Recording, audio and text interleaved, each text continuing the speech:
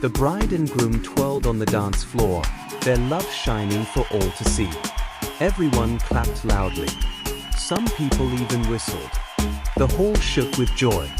The groom bent his head and whispered something in the bride's ear. Her eyes widened, then she smiled shyly. A long table stood at the side of the hall. Buffet dishes filled it. Jollof rice, fried rice, chicken, goat meat, puff-puff, plantain, everything smelling so sweet it made people swallow hard. Guests lined up with bright plates in their hands. Some laughed loudly. But before this happy day, Marcel's life was very different. Marcel was a medical doctor in one of the best hospitals in London.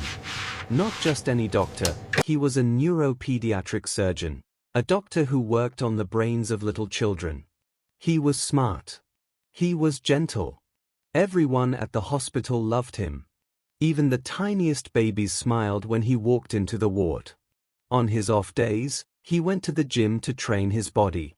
Other days, he had long meetings, serious meetings, with the coordinators of the many NGOs he set up in Nigeria. He wanted to help poor children, sick children, children with no parents, because he understood their pain. Marcel understood it too well.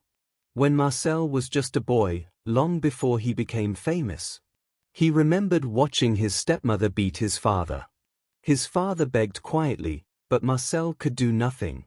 His father grew weaker every day because of cancer. And one night, he died. His stepmother didn't even look at him. She pointed at the door and said, "Get out. You are not welcome here."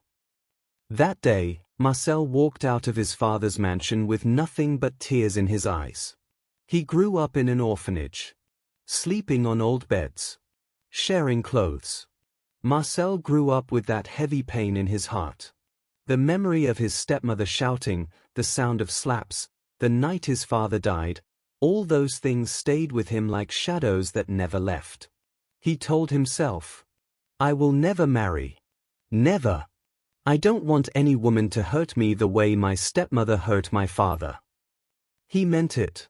So he used all his time, all his money, and all his strength to help children in orphanages, especially in small villages where nobody cared. Because something inside him was still broken. Far away in Asaba, there lived a girl named Emilia. She was the first child in her family, and her mother depended on her for almost everything. Every morning, Emilia woke up before the sun and followed her mother to their maize farm.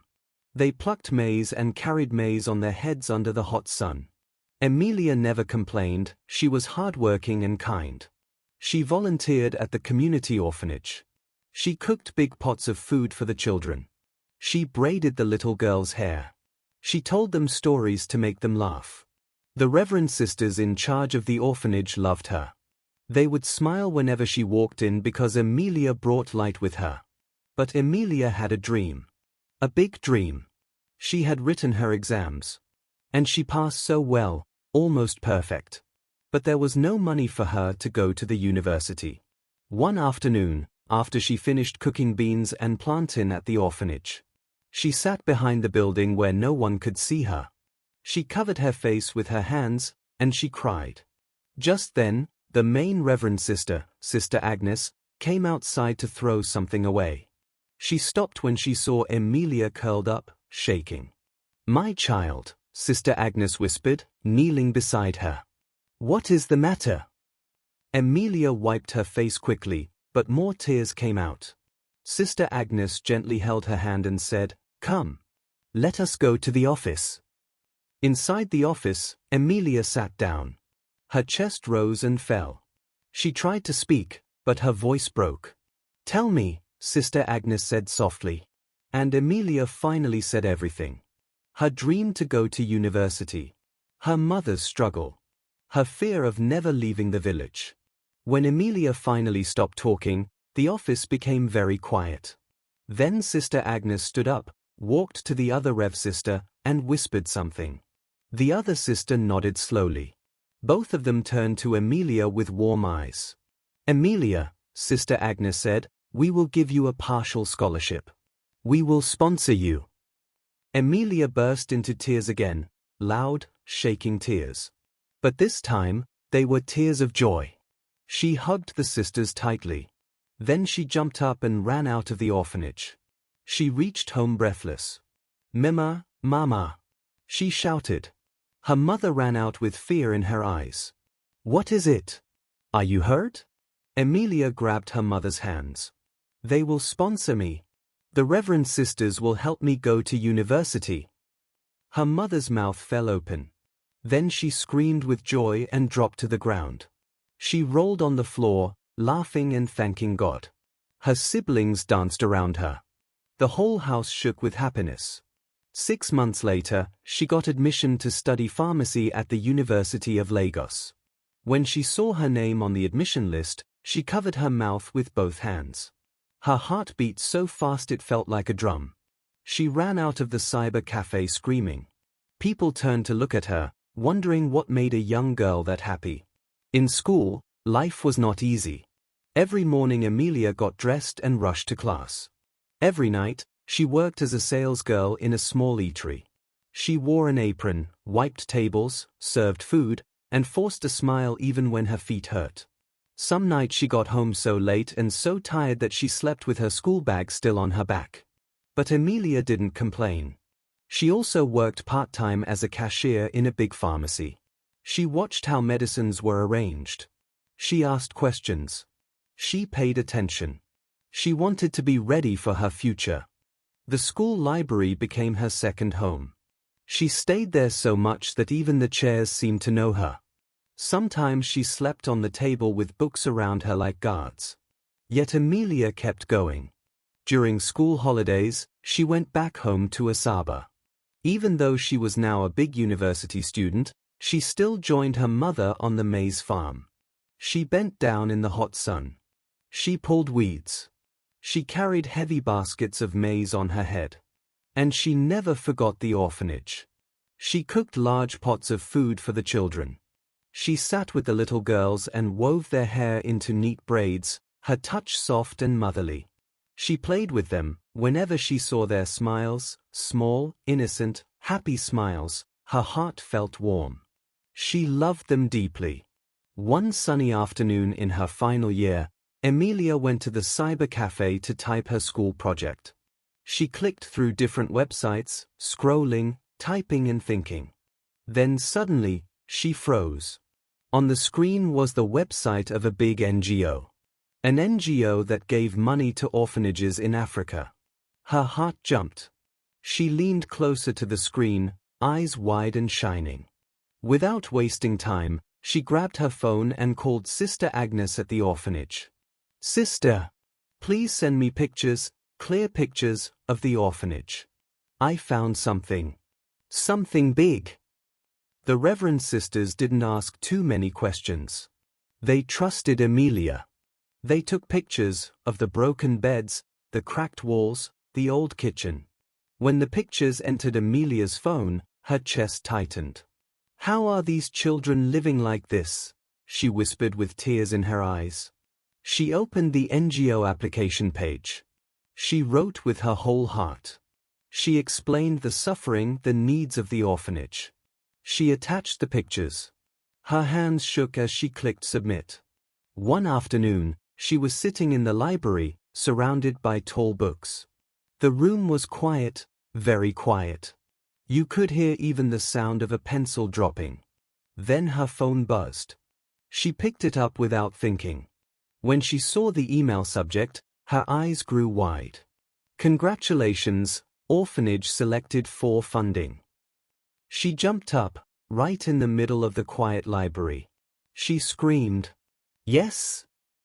Every student turned to look at her. The librarian raised her eyebrows. But Emilia didn't care.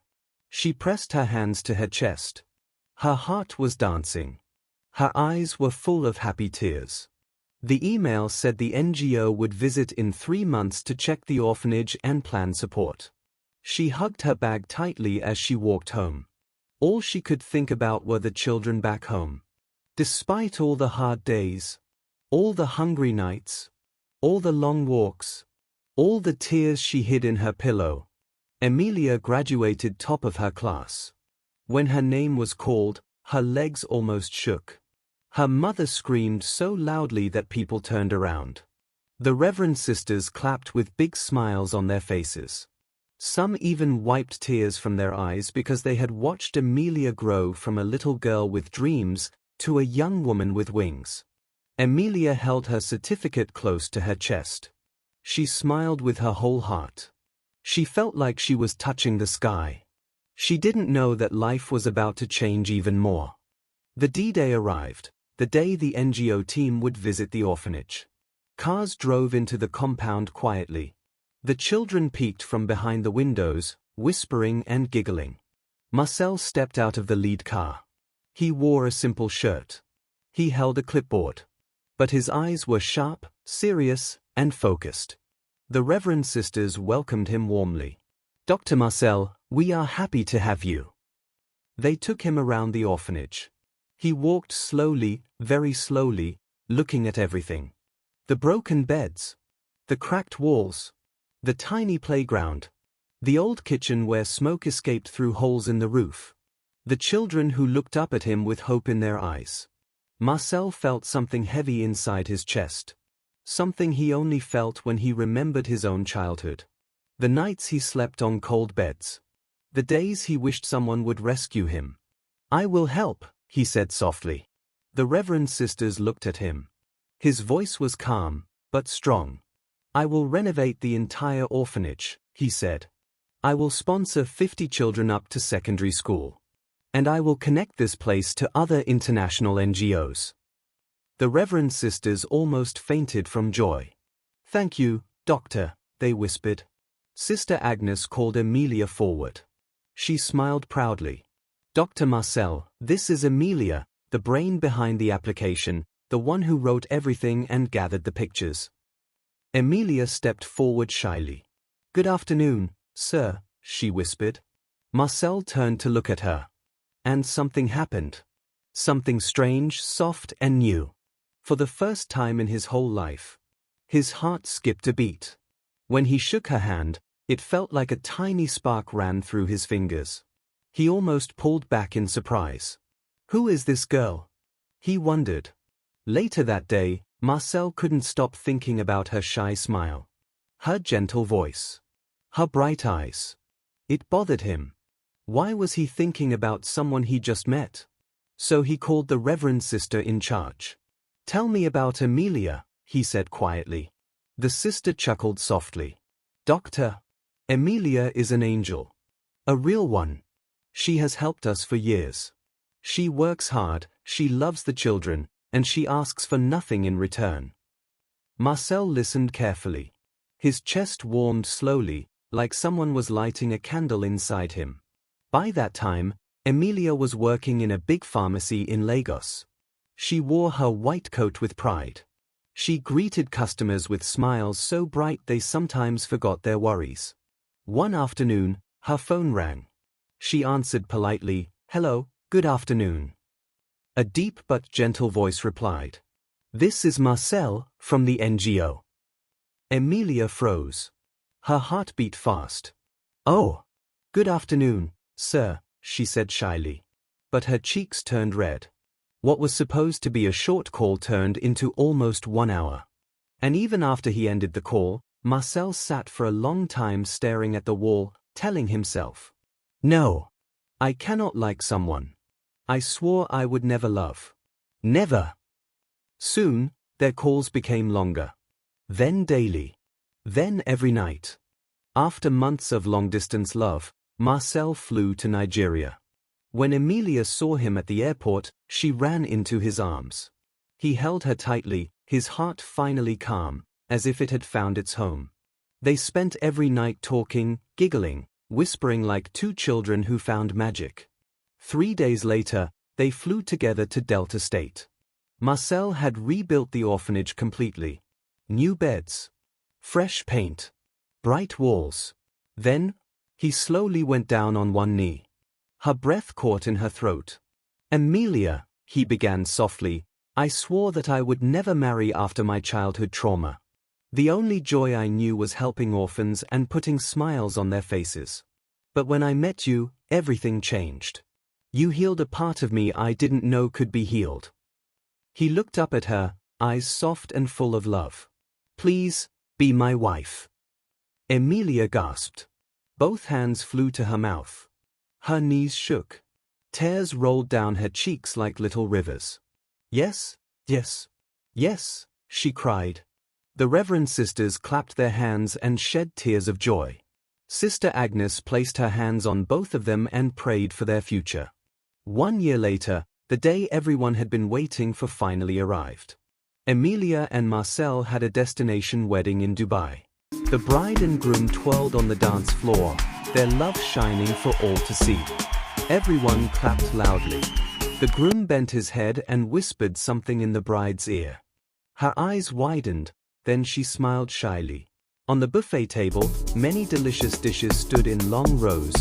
Guests grabbed plates and lined up, laughing, talking, enjoying the moment. After the wedding, Emilia moved fully to London. She got a job as a pharmacist in a big, modern hospital. Everyone loved her because she smiled kindly at every patient and always spoke gently. Marcel continued his work as a doctor and still supported orphanages. Together, they were a strong team, loving, giving, caring. 3 years later, something amazing happened. Emilia gave birth to triplets, 3 beautiful babies. 3 little miracles. The house was filled with baby cries, tiny socks, little toys, and soft blankets. But it was also filled with love, so much love. Marcel and Emilia built a beautiful family, a home filled with peace, happiness, and laughter every day. A home where love lived. A home where kindness grew.